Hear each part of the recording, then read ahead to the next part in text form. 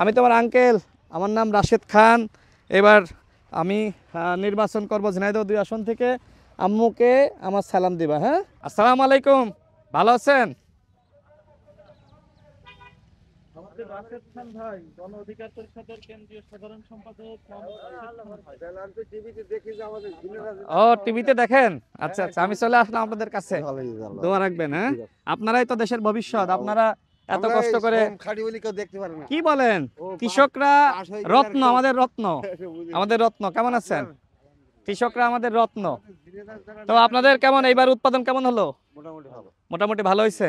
আচ্ছা আচ্ছা, তো এই যে মনে হচ্ছে যে আপনার এগুলো কি হয়নি? ও, তিলে পড়ে গেছে। আচ্ছা আচ্ছা আচ্ছা, মানে এই তিলে পড়লে তো মানে ভালো চাল হবে না। Mr. Noodles, amazing taste. চাল ভালো হবে কিন্তু ওই দাম ভালো হবে না। আচ্ছা আচ্ছা, তাই না? এই জমি কি আপনার? না, আপনারা শ্রমিক?